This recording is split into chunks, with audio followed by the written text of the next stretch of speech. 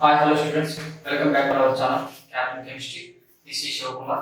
ఈరోజు మనం Eamcet exam pattern ఎన్ని మార్క్స్ ఉంటాయి, అలాగే కెమిస్ట్రీ సిలబస్ ఒక్కొక్క టాపిక్ నుంచి ఎంత వెయిటేజ్ ఉంది అది మాట్లాడుకుందాం.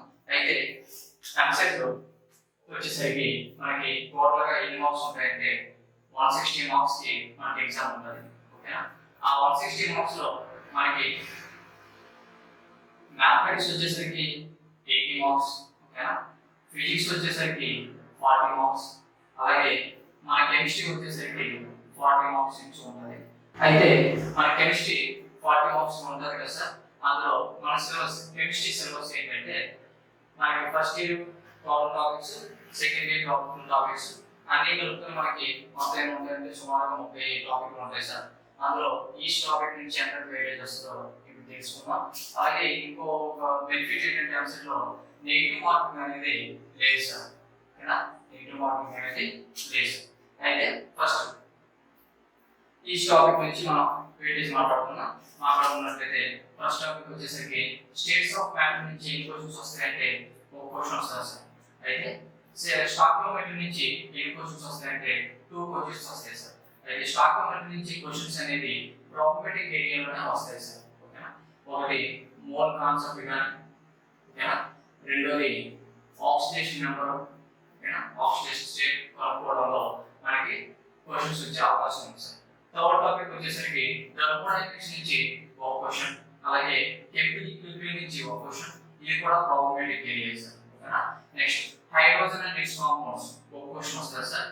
ఇందులో ఎక్కడ వచ్చేసారంటే హైడ్రోజన్ పెరాక్సైడ్ నుంచి కానీ డ్యూటీరియం పెరాక్సైడ్ గురించి కానీ మనకి ప్రిపరేషన్ మెథడ్స్ లో రియాక్షన్స్ ఉంటాయి సార్. దాని నుంచి కానీ అడిగే అవకాశాలు ఉంటాయి సార్.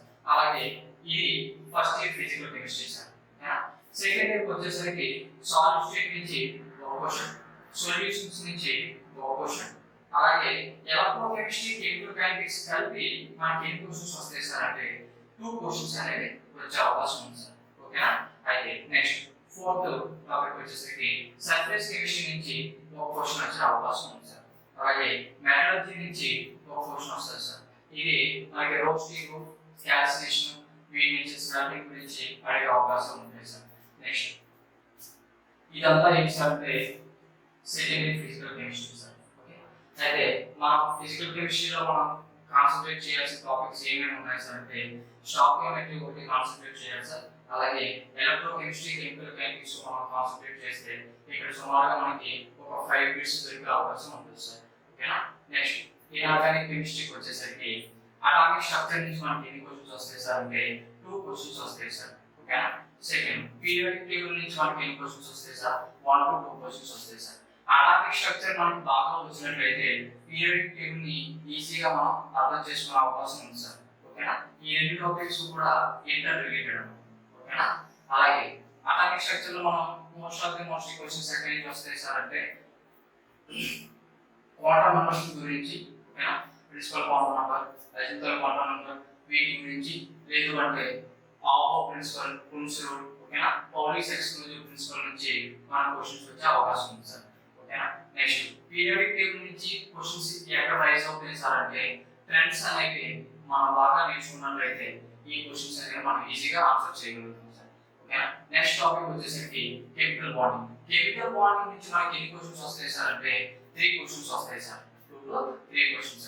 అయితే ఈ లెసన్ మనం బాగా నేర్చుకున్నట్లయితే ఫార్మేషన్ అనేది ఈజీ అయిపోతుంది సార్. ఓకేనా?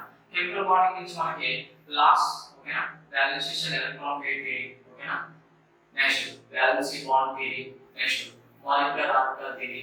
మోస్ట్ ఆఫ్ ది క్వశ్చన్ ఖచ్చితంగా వచ్చే ఏరియా సార్ అంటే మాలిక్యులర్ ఆర్బిటల్ థియరీ సార్. ఓకేనా? మనకి ఆక్సిజన్ ఇచ్చి what is the molecular orbital, ఓకేనా, next bond order, bond length, friends, increasing order of bond order, ఇలాంటి క్వశ్చన్స్ అడిగే అవకాశం ఉంది సార్. అలాగే నెక్స్ట్ వచ్చేసరికి S block, P block, D block, F blocks నుంచి మనకి సుమారుగా 4 to 5 క్వశ్చన్స్ దొరుకుతాయి సార్. ఓకేనా? వీటిలో కూడా మాక్సిమం మనకి ఎస్ బ్లాక్ నుంచి, డి బ్లాక్ నుంచి మనకి దొరికేవి ఏంటంటే ట్రెండ్స్ వస్తాయి. రెండు పి బ్లాక్ వచ్చేసరికి కొన్ని యాసిడ్స్ యొక్క ఆక్సిడేషన్ స్టేట్ ని కలపమని మనకు అడుగుతాడు సార్. ఎసిడిక్ నేచర్ ఎంత, బేసిసిటీ ఎంత, ఎసిడిటీ ఎంత అని మనకు అడిగే అవకాశం ఉంది sir. D block, F block నుంచి మనకి ఏం వస్తాయి సార్ అంటే electronic contraction, electronic contraction, next semiconductors, colour property, వీటి గురించి అడిగే అవకాశాలు ఉంటాయి సార్. ఓకేనా. నెక్స్ట్ తర్వాత వచ్చేసరికి కోఆర్డినేషన్ కెమిస్ట్రీ. కోఆర్డినేషన్ కెమిస్ట్రీ నుంచి మనకి ఎన్ని క్వశ్చన్స్ వస్తాయి సార్ అంటే 2 to 3 క్వశ్చన్స్ వస్తాయి సార్. ఈ 2 to 3 క్వశ్చన్స్ లో మనం ఏం మాట్లాడవచ్చు అంటే ఫస్ట్ వన్ నేమింగ్ అడుగుతాడు. ఓకేనా. నేమింగ్ కోఆర్డినేషన్ కెమిస్ట్రీలో మనం మాలిక్యూల్ ఇచ్చి దాని యొక్క నేమ్ అడగచ్చు సార్. ఓకేనా. అయానిక్ స్పీర్, కోఆర్డినేషన్ స్పీర్ ఉంటాయి కదా సార్, దాని నుంచి మనం నేమ్స్ ఆర్గానిక్ కోఆర్డినేషన్ నామినిక్లేచర్ అడిగే అవకాశం ఉంటుంది. లేదు అంటే వెస్టర్ ఫీల్డ్ థియరీ. ఓకేనా.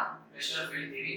Next magnetic for vectors, magnetic moment కట్టడం కానీ వీటి మీద క్వశ్చన్స్ అడిగే అవకాశాలు ఉన్నాయి సార్.